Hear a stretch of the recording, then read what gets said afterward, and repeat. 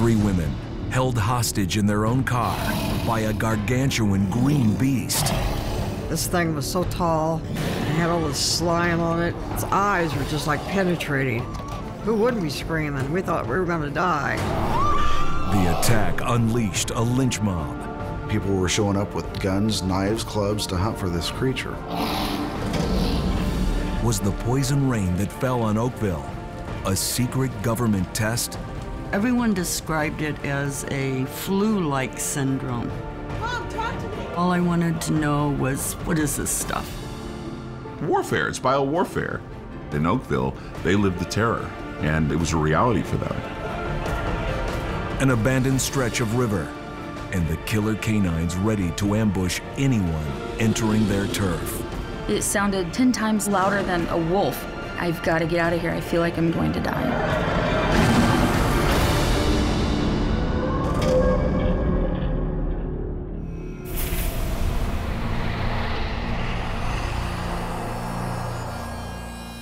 In the heartland state of Indiana, where the White and Driftwood rivers meet, sits Columbus, a Midwest manufacturing hub. Some 40,000 residents live and work here. A focal point for the city's center is Mill Race Park. Thick woods, mossy lakes, and a network of trails. An 85-acre preserve directly in the middle of town. Its name would become synonymous with a monster. A lot of people genuinely believed that there was a monster in Mill Race Park. People were coming out of the woodwork, and they were walking through the woods with all these weapons and baseball bats and shotguns. The mayor telling them there's no monster in my town, but there was a monster in his town.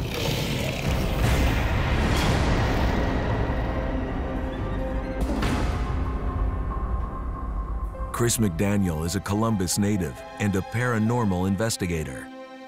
He's been obsessed with discovering the truth about an astonishing event that took his town by storm some 40 years ago. I was 7 or 8 years old when the incident took place. The first time that I heard about the reports, I was kind of shocked that something like that happened in our hometown. And I went to the local library, going through all the microfilms of the newspaper and pulling up all the articles.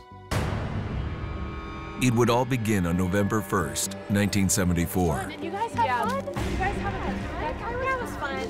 Yeah, the guy was Early that evening, 4 young women went walking in Mill Race Park. Don't you guys want to go in? No, I don't want to go in. The women were just sitting in the park, just having conversation, talking. Yeah. She's just being silly. I just can't believe it's that bad. And it was like 20 degrees. Weird sometimes. They seen this creature lurking between the trees near the boat ramp.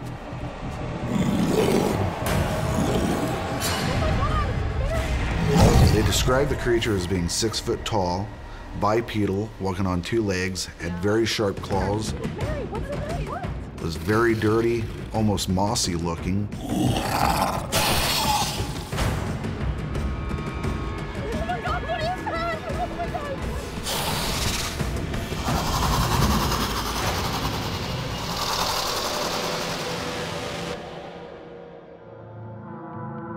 Badly shaken, the women contacted the police. After the first report, the police officers assumed that this is probably a hoax. The park remained open. The officers didn't think any more about it. Later that same night, I just can't get over that party, though. after leaving a drive-through burger joint, 3 young women were looking for a place to eat their meal. Okay, where do you guys want to go eat? We should go to Mill Race Park. Yeah, let's go there. Good idea. Let's do it. They had no idea what was waiting for them.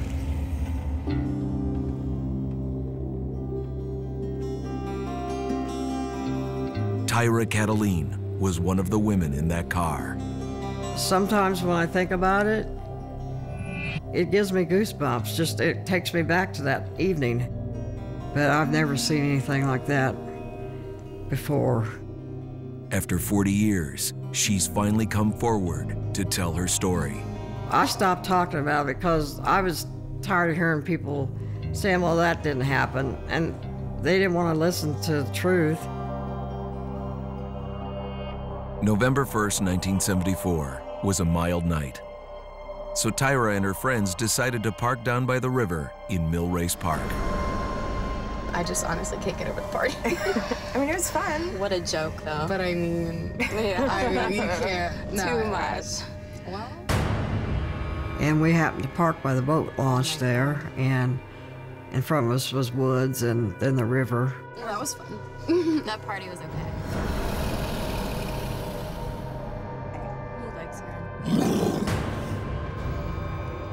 What was that?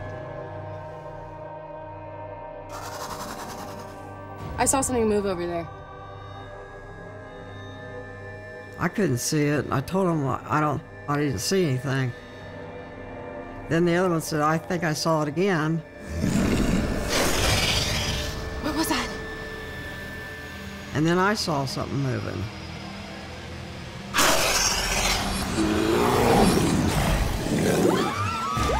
And it come out of that woods. Oh my God.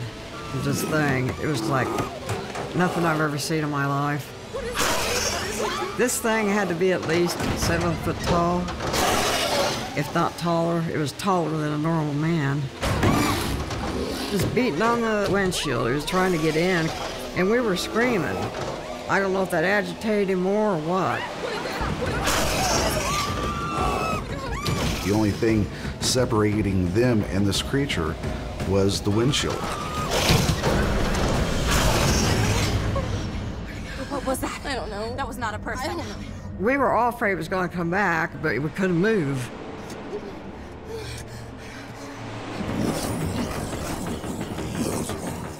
Where'd he go? Where'd he go?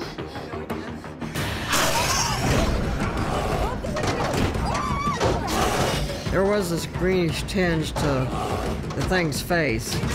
I don't know if it had been in the river drinking and got moss on it, because there was so much slime on its face. They seen the creature less than 2 feet away through their windshield of their car. I would say that these women got a pretty good look at it. This was not a person in a costume. He did have fangs, and he was trying to bite the glass through, and I was afraid he was just going to tear the door off. Nothing has ever scared me as much as that.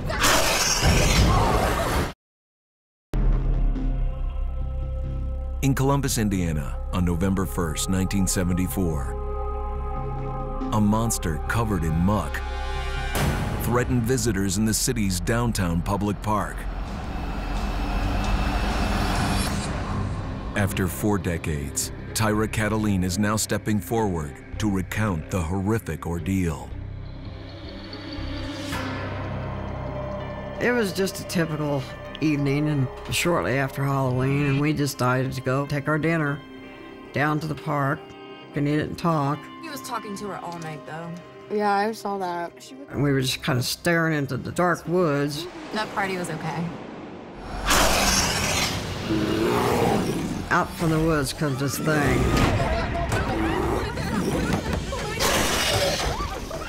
Relentlessly attacking from every side of the car. They couldn't hold out much longer. I said, we gotta get out of here. But the driver's leg was shaking so bad she couldn't get the car started.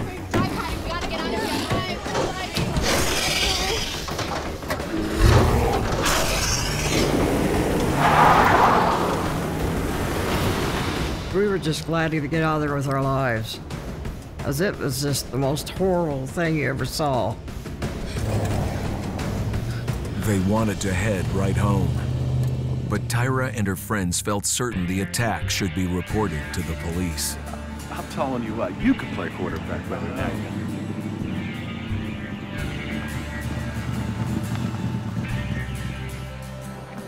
There's a monster in the woods. You gotta go down there. A monster? Really? It just seemed like they were laughing about it. He said, oh, a monster, really? I told you they don't believe us. Have you been drinking, ma'am? No, it's real. It's out there. You've got to go down there. It's out there and it's going to get somebody. Look at the scratches on the car. Come on. Look at this. Look at this slime. So the police walked out to their car and did see peculiar-looking scratch marks all over the hood of the car. Look at all this crap. Look at that. And the car stunk on the outside so bad. It was like decomposed animals. I don't know how else to describe it. The second group of women described it the same way that the first group of women described it, as having the green face, the claws, being about 6 foot tall, bipedal. Being that these two groups of women did not know each other or know anything about each other's report, it does bring somewhat credibility to the reports. In the small town, the monster quickly became big news. In 1974, Harry Macaulay was the editor of the Columbus Republic newspaper. He's chased down a lot of stories, but never one like this. We got this report from the police department, and they described it in terms of kind of a Bigfoot with green, scaly things flowing off of it. Put it on the front page. The sightings of the Millrace monster touched off a wave of mob hysteria.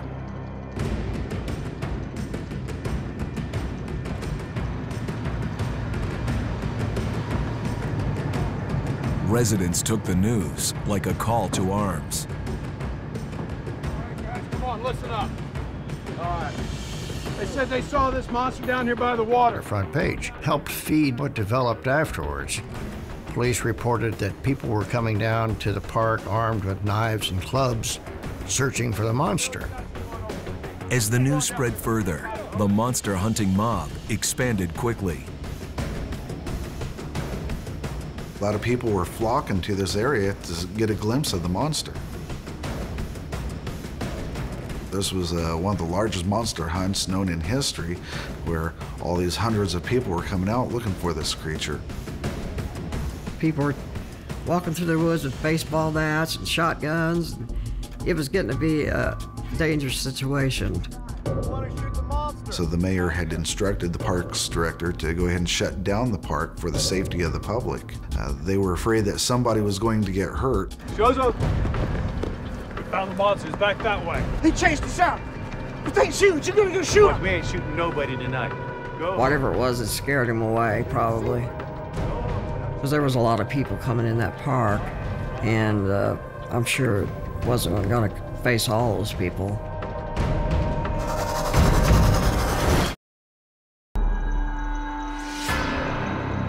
In Columbus, Indiana, in November of 1974, a green, grimy creature on the loose threw a Midwestern town into panic.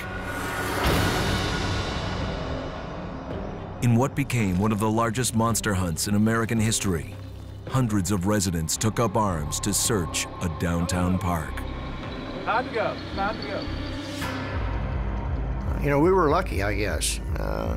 Somebody could have been hurt. Somebody could have been killed. You know, we bit the bullet on that one. We should be thankful for it.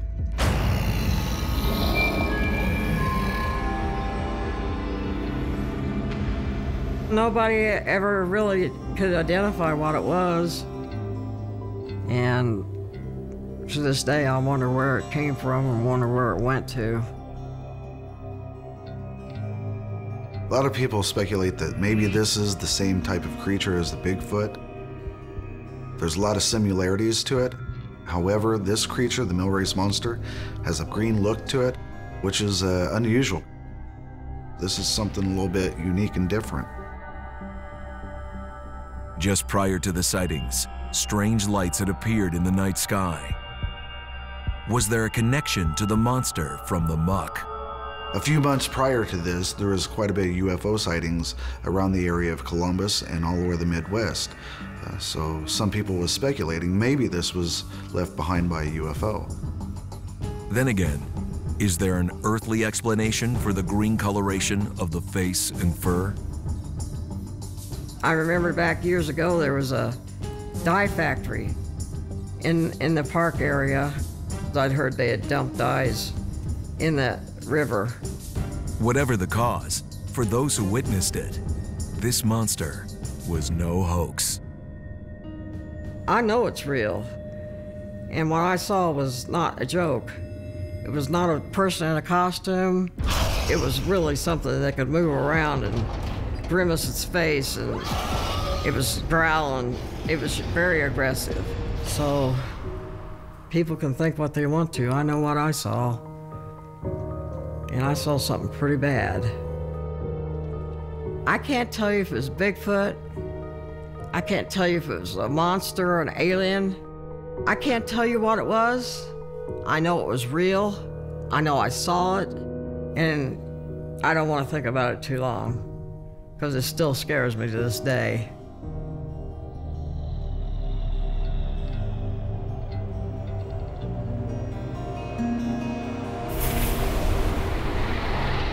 In the Pacific Northwest, the tiny town of Oakville sits within rain-soaked hardwood forest.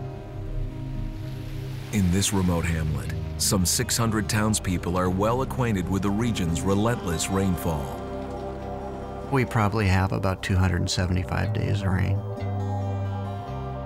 It's something that if you live here, you just have to become accustomed to. Yet one night in 1994, the rain was entirely new. It came out of the sky so fast and covered so fast. It wasn't like a slow snow or anything. It was just like it got dumped on you. Slimy, globular, and potentially lethal. Oakville residents have wondered ever since, who or what was the cause of the toxic rain?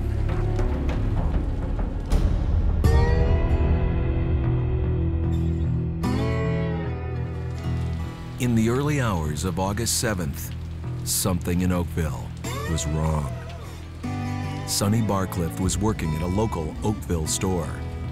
One of the things I noticed that day as we were receiving a torrential downpour is that it looked strange. The rain actually looked thick as it was falling outside the store. And I deduced that it probably was due to a distortion in the glass. As she would discover, this syrupy-looking rain was no optical illusion.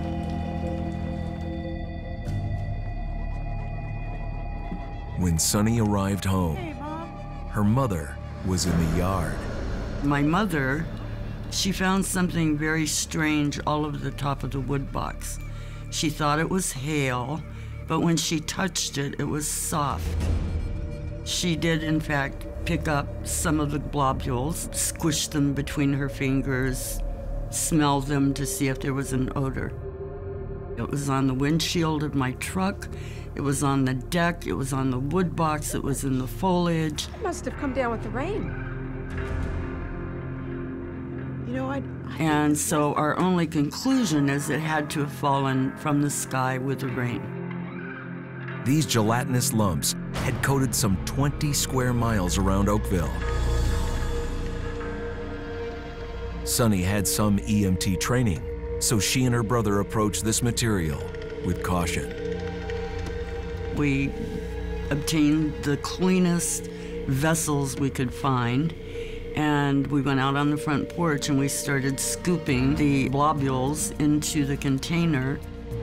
I opted, and so did my brother, to wear gloves because we considered that it was an unknown substance.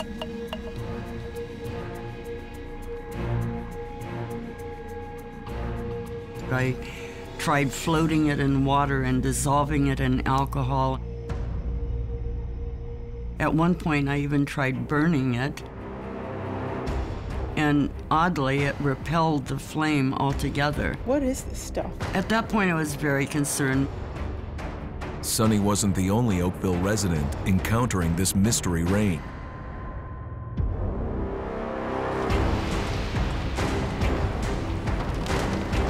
David Lacey was a patrolman making the rounds that rainy night. It was about 3 a.m. in the morning. I was patrolling, and basically it just came out of nowhere. And it started to cover the windshield, So I had to find a place to stop to clean off the windshield, so I could see where I was going. And that's when I noticed it was a gelatinous material on the car, which was really strange. I'm thinking they came down as a round object, because they would hit and they were flat. They had yellow specks in them. They didn't have any smell, no toxic smell to them at all. I knew it wasn't rain, it's nothing I've never come across before. So it was just a question in my mind, what am I dealing with here? Lacey had no idea of the harm it would inflict on him and the community. Everybody in town was talking about it and trying to figure out what it was. And we did have cats and dogs dying, and we had a lot of people sick. It was a real mystery. The next day, Sonny Barcliffe's mother was in the midst of a medical emergency. I knocked on the door and there was no answer, and that alarmed me. And that's why I entered the bathroom and then found her laying on the floor. Mom, talk to me! That was the moment when I became concerned that perhaps the substance that she had touched might have made her sick. I decided to take a sample of the substance to the hospital. Doctor? Yes. My mother was handling this. I spoke with the emergency room doctor, told him about what had happened. She rubbed it between her fingers, and I think it made her sick. The doctor agreed to do it and sent it to a lab technician. While Sonny was at the hospital wondering if her mother would survive the toxic rain, Officer David Lacey was still on patrol, still trying to make sense of the previous night's rain that had smeared his windshield like Vaseline.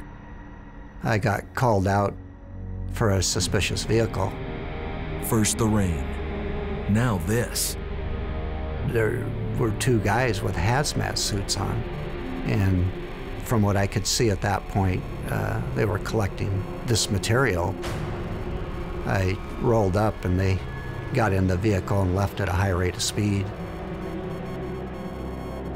And so I ran the plates. They were a federal plate. I think the military wanted to take a little bit better look at the substance and do their own testing. At first, Lacey was relieved the military was on the case. His opinion would soon change. I was throwing up and I had a stomach ache. I had a fever of 102. Oh, you're burning up. Terrible. And I was out of work for about 3 weeks. That was real unusual. I had never missed a day of work prior to that, as I started to correlate it with the material that had come down. It was a real mystery. I didn't know where to turn, or who to contact, and it's not a typical police investigation.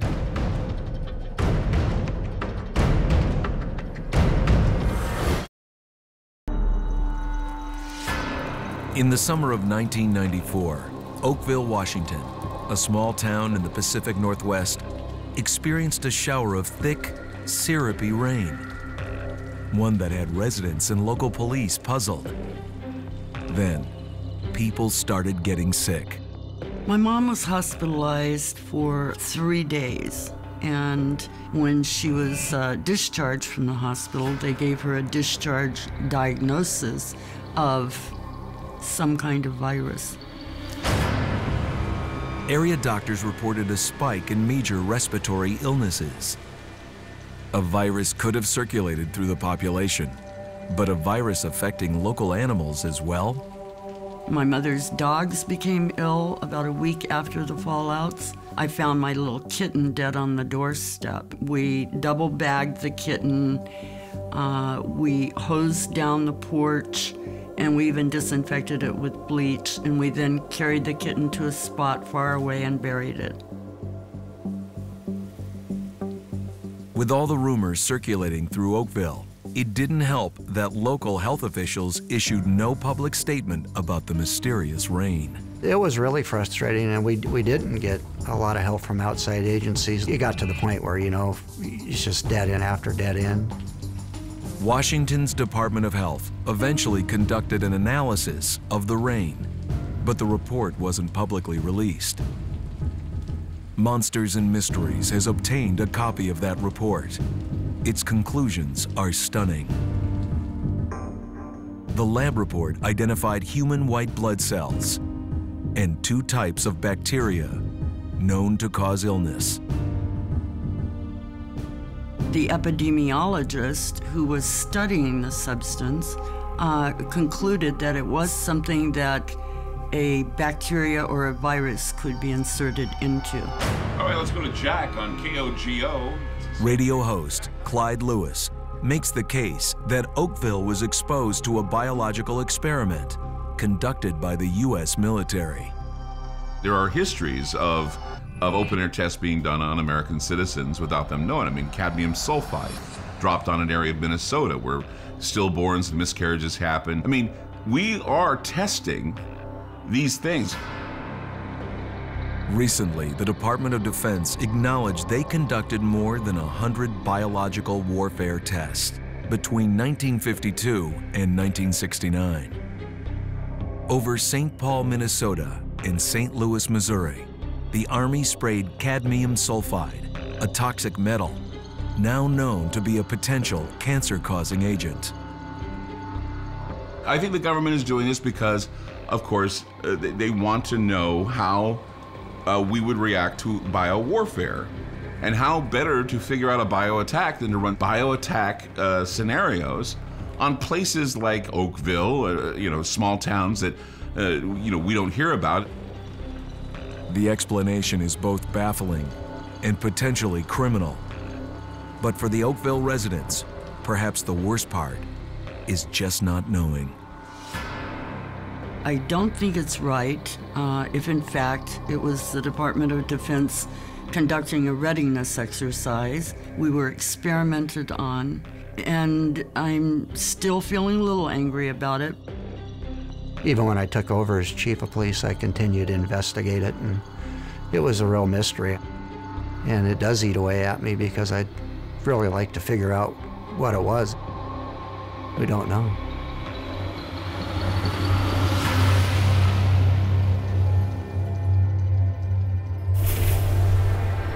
In northwest Wisconsin, along the swift-flowing Chippewa River, sits a tiny spit of land known as Maradine Island. Despite tranquil appearances, residents are convinced there's nothing peaceful about this place. From one generation to the next, whispers about killer canines roaming the riverbank. Well, I was a hunter, and I was a Marine, and I don't scare very easily, but this was definitely very crazy. I hear the sound getting closer and closer. I jumped into the car and locked the door, rolled down the window, and started yelling for Chris, hurry up, get in the car. Would you please just drive?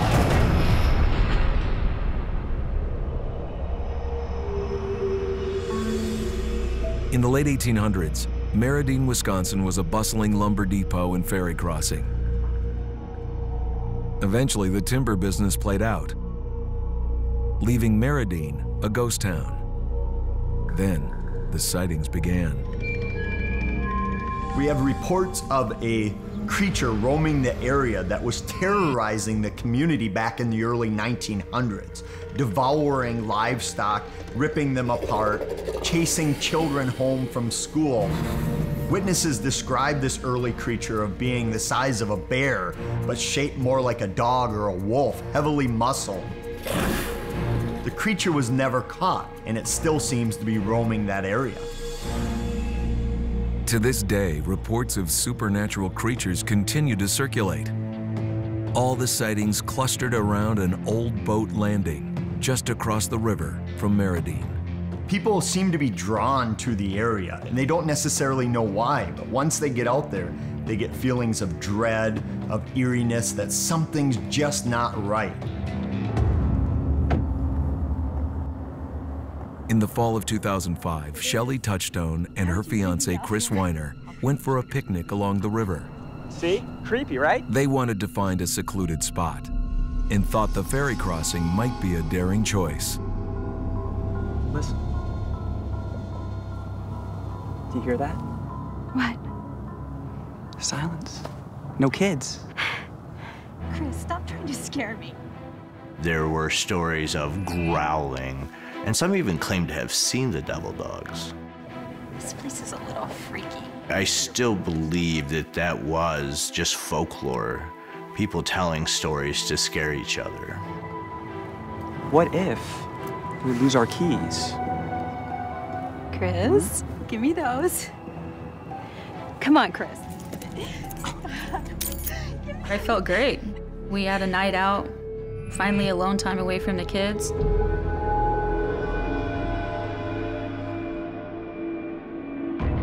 It's when the sun goes down at the boat landing that unusual activity is observed. And all of a sudden the fog rolled in. Kind of looked at each other like, yeah, this is kind of creepy. Wow. It got even colder. The wind picked up a little bit. It was very eerie.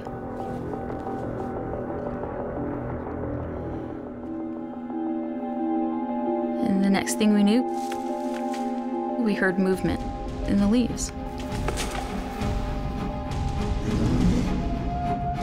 And I looked over at Chris and he goes, "Did you hear that?"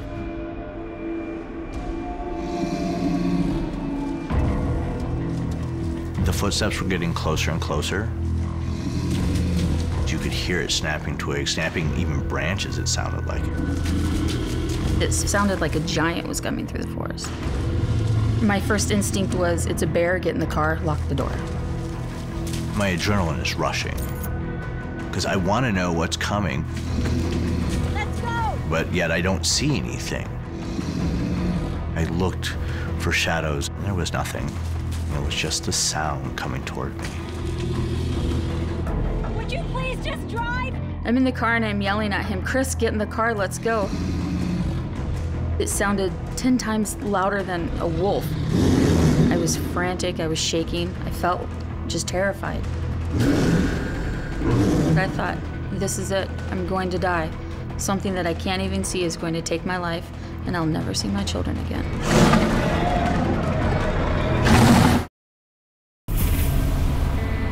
Merredin, Wisconsin, an abandoned ferry crossing on a lonely stretch of river. Some say it's the address where a terrifying package of pure evil resides. Devil dogs. Worldwide, we have thousands of reports of these devil dogs that seem to inhabit these paranormal hotspots. Many witnesses will hear a growl right next to them. They'll even feel that there's something there. Sometimes they've even heard it breathing, but yet nothing ever appears. So these creatures seem to have the ability to make themselves invisible when they want. Did you hear that? On a crisp October night in 2004 at the Merredin boat landing, Shelley Touchstone and her fiance Chris Weiner were having a romantic time together. Let's go! Something intruded. As I heard the noise, I couldn't see anything. It sent a chill down my spine. Chris is still outside and I am terrified for his safety. And I tell him, I scream at him, "Would you please just get in the car or I'm going to leave you." It was just the worst growl you can imagine possible. So deep and so frightening, it sent chills all through my body.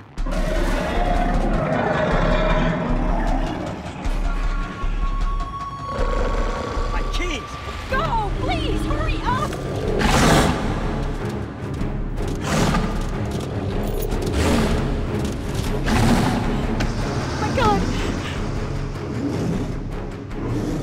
Even in the car, there seemed no escape.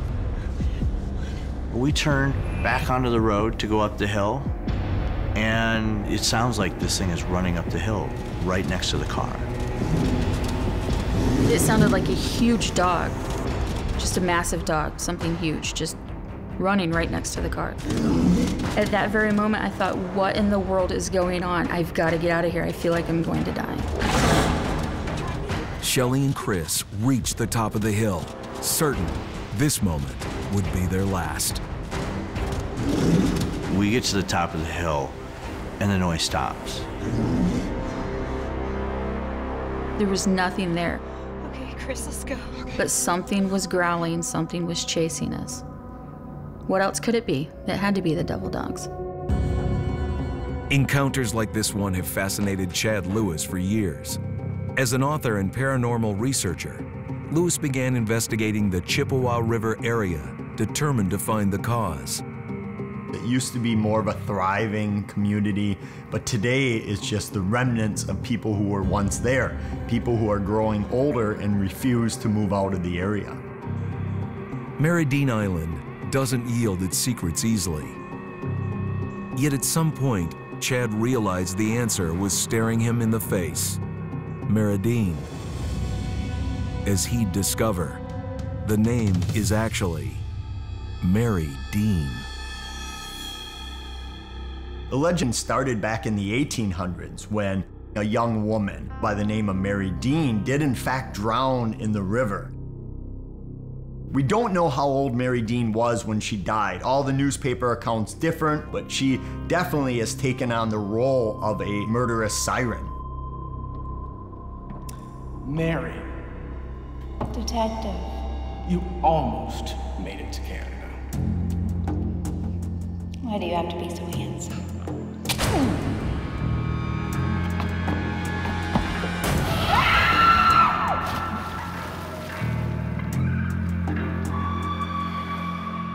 Her spirit seems to be trapped in the place where she met her fate, and that's why she continues to haunt the place. What's more, Mary Dean's death seems to have attracted a monster. The creature seems to inhabit that area, whether it's drawn to Mary Dean because it's a paranormal hotspot, or it's attracted by all the people that go there, or it just loves the seclusion of the area. We're not certain, but since the late 1800s, early 1900s, Mary Dean has been its home. In the fall of 2014, Jeremy Stark and Mike Bagozzi, young men with an avid interest in supernatural legends, decided to check out the notorious boat landing for themselves. This is the first time they've shared their story. We've been to cemeteries, we've been inside houses that are legitimately haunted. You know, we've been touched, we've been chased out, but there was nothing as scary as that night. Being chased by a dog like that was the most terrifying things I've ever had. Just that fear of, am I gonna get out of this alive? On the island of Mary Dean, in the Chippewa River in Wisconsin, devil dogs are rumored to lurk. Devil dogs are probably one of the worst things a person can come face to face with. In all of mythology, all of paranormal, anything, they're literally feral dogs from hell, and they're gonna do whatever they can to get you down to hell with them. Mike Bagozzi and Jeremy Stark, residents of nearby Green Bay, Wisconsin, have formed their own truth squad, dedicated to hunting down supernatural legends. On the night of October 9th, 2014, they set out to challenge the devil dogs to make an appearance. An adventure that would become much more than they bargained for. The path that we drove down to get there was very windy, very rocky dirt road. About 5 miles away from the boat landing, I started to get really, really anxious. Just that feeling that you get while you're there that just says we shouldn't be here.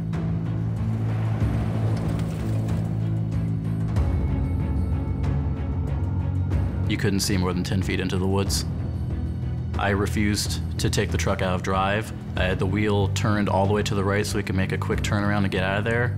I didn't want to take any chances. I'm gonna go check it out. Jeremy, hold on.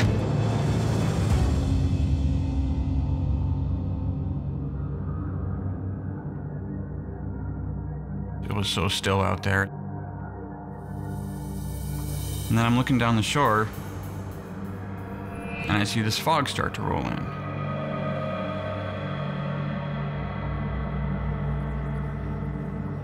Told him something's not right with that fog. That's making me uneasy. and we start walking back. I hear this very loud growling. Just this really deep, low growl, nothing like I've ever heard. It made me freeze in my tracks. I saw something move in front of the car, like very low, just right in front of the hood. The legend was unfolding right before their eyes. Hey man, cut the lights. The dare for Mary Dean Island is if you park your car at the boat landing and shut off your headlights completely, then devil dogs will appear in front of you. Despite their growing alarm, the guys are too close to the truth to turn back now. Dude, come on. I turned the lights off completely, and this really thick fog was right in front of our truck. The thick, instantaneous fog was unnerving. What they saw next was even scarier.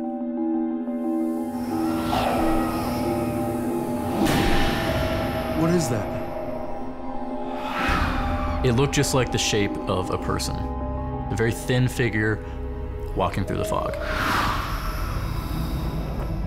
Yeah, as sure as I'm sitting here, I see a woman standing, and sitting in front of her is the most vicious looking, raggedy dog looking thing I've ever seen. And then she just points at our truck. That dog took off so fast after us. I said, that's it, we're out of here. And I was going probably 30, 35, almost 40 miles an hour going up this rocky hill in the middle of the night, in the middle of the woods. And Jeremy's telling me to go faster. And that dog was keeping right up, was no more than 5 feet away from the bumper the whole time we were driving out of there. As soon as we got off the dirt road and out of the woods and back onto pavement, the dog just up and disappeared. It wasn't there. The stories about this place are true. Mary Dean is there, devil dogs are there. We shouldn't be. We don't know why the devil dogs are there, what their motivation is, what their ultimate end game is. Many believe they're here to do the devil's bidding, to cause fear and panic. And they seem to be doing a good job at that because everyone who sees them is scared beyond belief.